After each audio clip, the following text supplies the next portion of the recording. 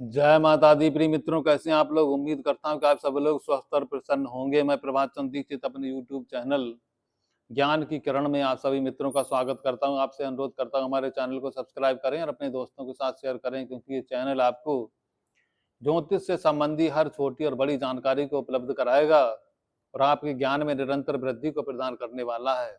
देखिए, आज हम वक्री ग्रहों के बारे में चर्चा करने वाले हैं कि वक्री ग्रह कैसे काम करते हैं और किस प्रकार से आपको लाभ अथवा हानि प्रदान करते हैं।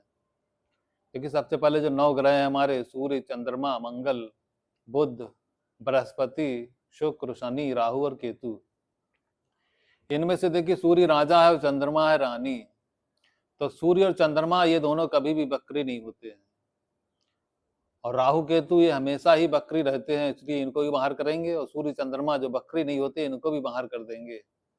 अब कौन कौन बचा? मंगल बच गया, बुध बचे हैं, बृहस्पति बचे हैं, शुक्र बचे हैं और शनि बचे हैं। यानी ये 5 ग्रह हैं।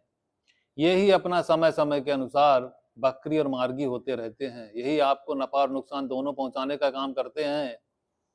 देखिए, वक्री ग्रह को हमेशा ही चेष्टा बल की प्राप्ति हो जाती है, इसीलिए वो ताकतवर हो जाता है, तेजी से काम करने लगता है।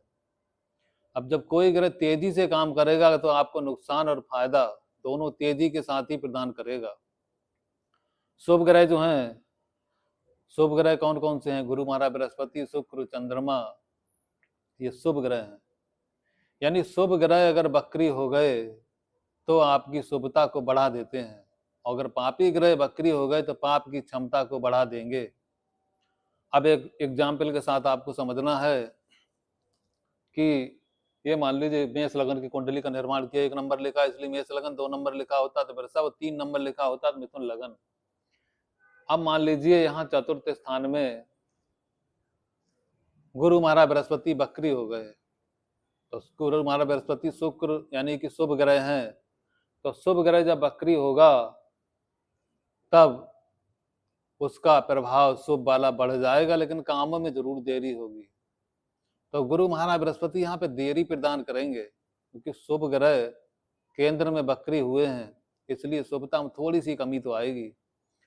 तो भूमि भवन जमीन जायदाद को खरीदने में आपको थोड़ी सी रुकावटें आएंगी। कुछ परेशानी के बाद आपको भूमि भवन जमीन जायदाद का लाभ प्राप्त होगा कुछ देरी के बाद।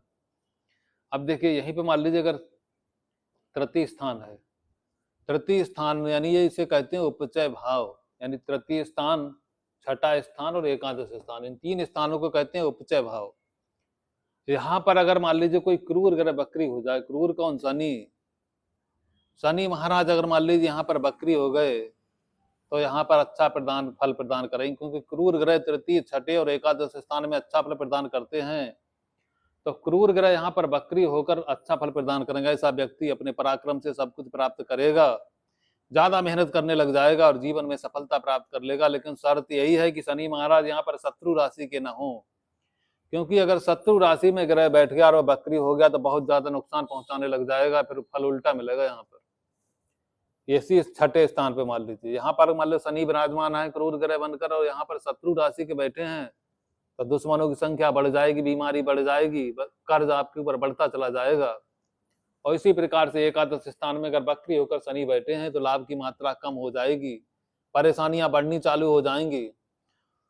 तो इस प्रकार से आपको समझना है कि शुभ और पाप में अंतर क्या है। शुभ ग्रह शुभता को बढ़ाता है, और पाप ग्रह यानी कि पाप ग्रह जो है अशुभता को वृद्धि प्रदान कर देता है। अब देखिए, वक्री ग्रह क्या करता है, आपकी क्षमता को बढ़ा देता है, आप ज्यादा मेहनत करना चालू कर देते हैं। जब व्यक्ति ज्यादा मेहनत करेगा तब वो जल्दी आगे निकलने की उसकी संभावना बढ़ जाती है।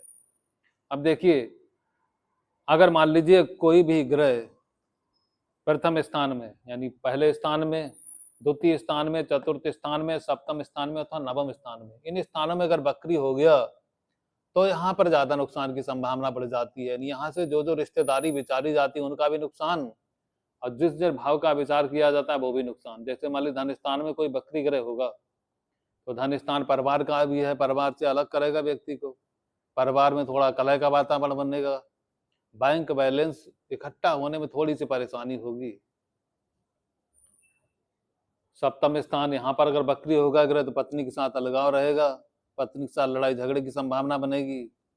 नवम स्थान पूजा पाठ धर्म से व्यक्ति दूर हो जाएगा, धार्मिक यात्राएं में भी उसको परेशानी का अनुभव होगा, तो कई प्रकार के संकटों की संभावना हो जाएगी। वक्री ग्रह व्यक्ति को जिद्दी भी बना देता है, यानी व्यक्ति जिद ठान लेता है कि मुझको ये करना है।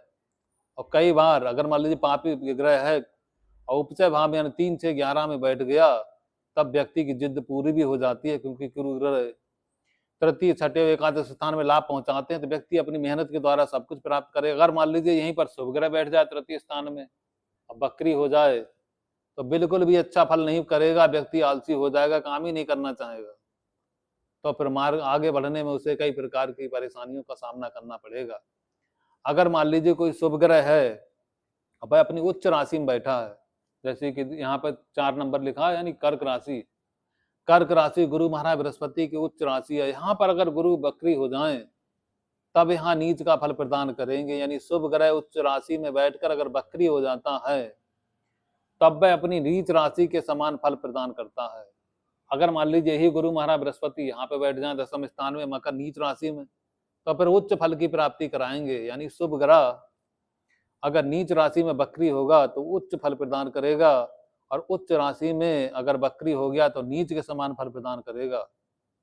इसी प्रकार से पापी ग्रह अगर उच्च राशि में बैठा है तो उच्च प्रकार का नुकसान पहुंचाएगा, यानी उच्च राशि में पापी ग्रह बैठ गया तो वो भी नीच के समान फल और ज्यादा नुकसान पहुंचाएगा।